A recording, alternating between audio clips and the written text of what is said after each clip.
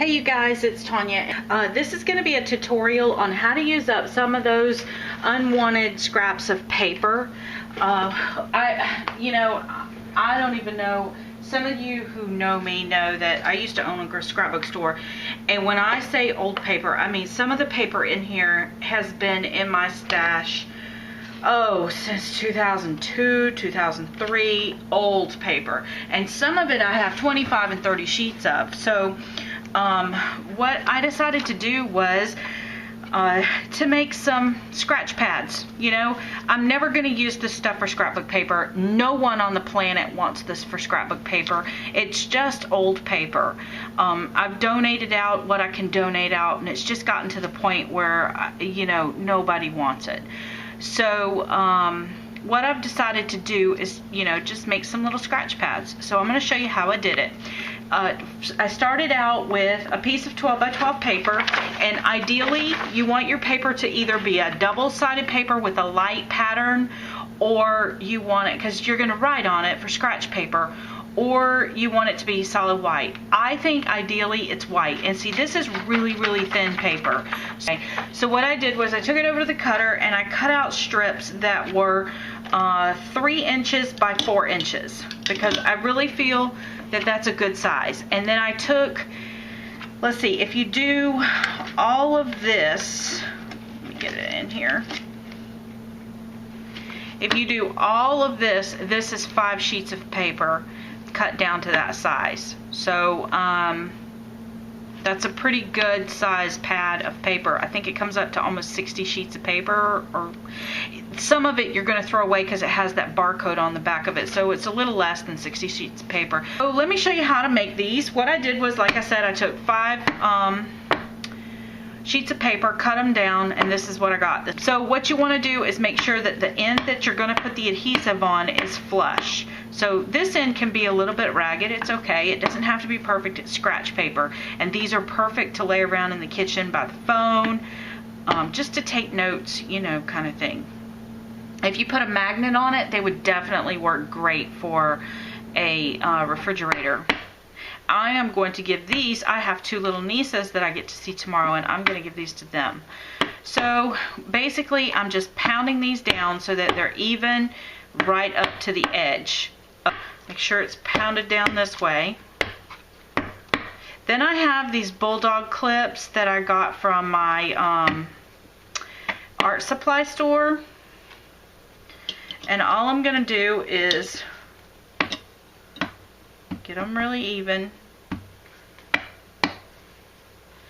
and I'm going to put those bulldog tips right up to this edge that I just pounded, right on the edge, because you want it to get down, you want it clamped tight, really tight. And I'm going to go all the way to the inside so that it's clamped really tight across this edge right here. I mean, you want it to stay really, really, really tight.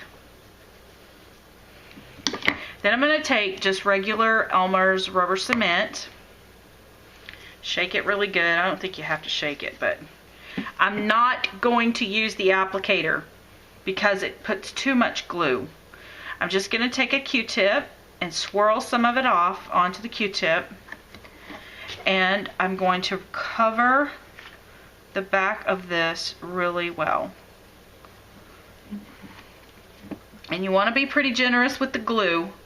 You just don't want it sopping wet, because remember, this is paper that you're dealing with, and but this is, and you want to make sure you're in a really good ventilated area because this glue will make you high as a kite.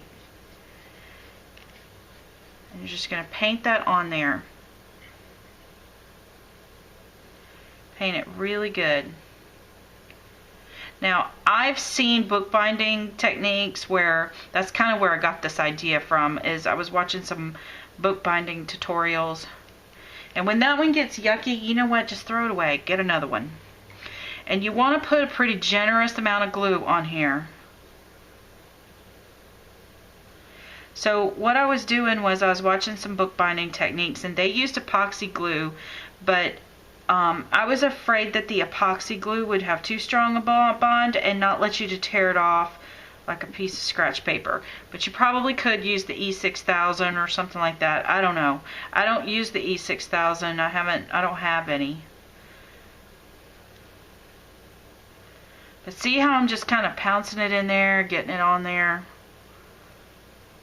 And the reason you don't want to use the applicator is because it runs right down the edge and it just gets everywhere. It's so messy.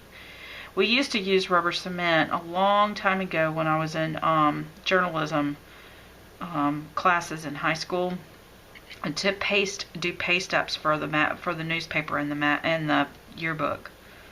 Long time ago. I'm dating myself. But see how I'm just continuing to paint that on and let it get good and dry. I mean good and thick on there, because that's what's going to hold all these pages together. Now you could also do this with like pattern papers that you want to make paper stacks out of. Cut them down to 6 by 6, make some paper stacks and share them with a friend. You could definitely do that. Okay, so I'm just going to let this dry for a couple of hours. Basically what I'm going to do is I want to add even pressure all over, but I need this to get a little bit more dry. Hold on. I think I got a pretty good coat of that goo on there. A little bit more right there. I mean, it's a pretty handsome amount of glue. And I am going to put this to the side. I'm going to let it dry and I'll be right back. Okay guys, so since I left you, I left my, I took my little clips off of my book, and once it became just a little bit dry, I put these books on top of it. When you don't want to take these off if the glue is still really soupy wet. You just want to pull it off once it becomes somewhat stable, but it's probably not 100% dry, and it still probably isn't at this point because I've only been gone for probably about 15 minutes or so. So what you have now is this pressure is actually collapsing all the air out of this book all the way across the spine, and it's making that glue just even stronger. You know, those pages compacted even stronger. So I'm going to keep that to the side with the weight on it out of the way for just right now, and we're going to talk about how we're going to finish off the top of this just to give it a really nice finished look. So what I did was I just took a piece of cardstock and I cut it the width of my book, which in this case is 3 inches, and I cut it 2.5 inches this way. So what I want to do is, and actually this is a piece of scrap, I don't even know how wide it is, I just know that I eyeball it and it looks about right. So let's see what it is. Oh, it's a little over 2.5 inches, which is fine, as long as it's 3 inches. Then you want to make sure your 3 inches is the width of my book. You want to make sure that you rotate it so that the short end is the end you're working with, not the long end. You don't want your 3-inch end. And I'm going to come in to about 1 inch, and I'm going to score that right there. I'm going to fold it over and kind of score it with my bone folder. Now I'm going to move this out of the way for just a minute, because now we're going to talk about the width of our book. Depending on how many pages you cut and the width of your book, you're going to have to measure the spine of your book, which in my case, this book, I believe, and it's still, the glue is still not quite dry yet, but this book is a little bit thicker than this one. So what I want to do is where I scored, let me move this out of the way. Where I scored this book, I'm going to line it up right where I scored it. Now be real careful, because this is still not completely dry. And you know what? You could wait for this to be completely dry before you mess with it. I just want this video to, I just want to get it done for the video. Then you're going to take it and you're going to pull it up as tight as you can. And then you're going to pull it over, just like that. Then you're going to take your bone folder and I'm going to push it into that spine here, and then I'm going to come back, get it really good and tight. You want it good and tight right here. And then you want to push it down across here, just like this. Now, even though this glue is not quite dry yet, it's still not going to 100% stick to it. Okay, it's still going to pull off, which is what we want. Now I'm going to take this and I'm going to put that over there and let it you know, just sit. Now where that line is, that's my new score line. That's where my spine is. So I'm just gonna take that, line it up here, and just score it again. And put my score thing away, because now we don't need it. Now I'm gonna take my punch,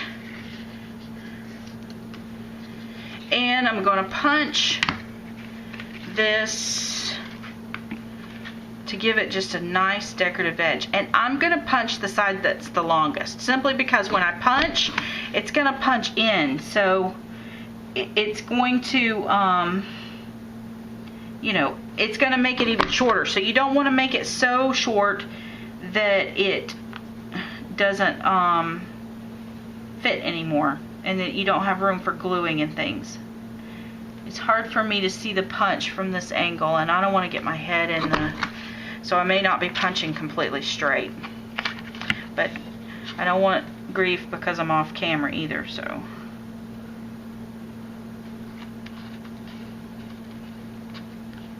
This is just such a fabulous way for you to eliminate some excess paper, especially from paper stacks. Because I know that I'm usually tired of the paper stack before it's actually finished, and this is a great way to repurpose it without, you know, having to go through a lot. These make great gifts. They're great for taking to your office. They're great to have in the kitchen. I mean, by the telephone, on the refrigerator for a quick note, and they're pretty. So, I mean, at some point in time, we like this paper, we wouldn't have bought it. So how we're gonna finish this off is that we're gonna go back to our, I'm gonna pull out my score tape. And the reason I'm using score tape is because I really want this to stick to my spine really well. So I'm gonna take my score tape and I'm gonna put it right up to where that spine is. I don't really care if that bottom piece is there or not. I just want my spine to really be straight. Then I'm gonna take my scissors and cut that off.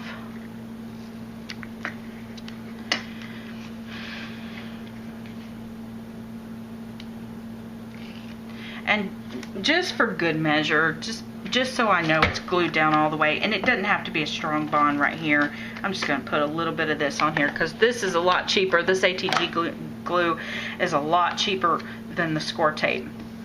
So then I'm going to take my book, and remember, I'm going to, where the back of that spine is, I'm going to line that up with the back of that score line. See? So it's flush right with that back score line. Then I'm going to take some more of my rubber cement compound.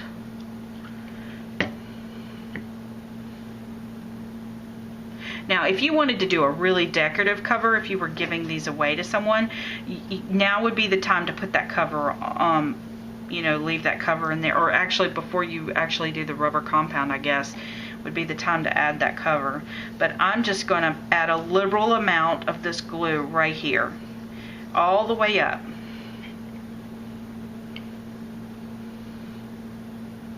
You could use your ATG gun in this area too, but on this spine part right here, you just want to make sure that you've got some really good, a good amount of glue, because what's happened is that rubber compound has dried from what we did before. So now you're just adding a second coat, which is just going to reinforce that even more. Okay, and you don't want a ton of it, but you want a really nice liberal amount. And you're going to push that up and see how it's seeping over the edge. That's fine. We don't have a problem with that. A baby wipe will clean that right up.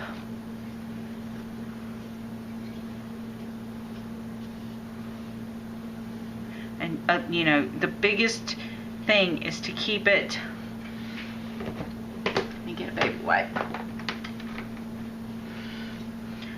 keep it neat on the sides right here at the top. I'm just going to take a baby wipe and just keep it wiped up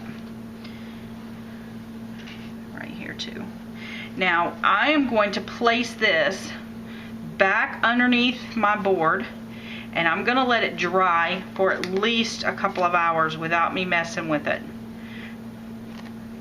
But look at how cute this is. It's now just the cutest little thing, and you can go ahead and decorate them up. A nice piece of ribbon across the top would be so pretty. I happen to have some right here. You know, just a nice, it would give it just a nice little finished look. How pretty is that? And now you have a scratch pad for your friends. And it's super cool because when you pull it up here and you pull one out, just like you would if it was any other scratch pad on your desk.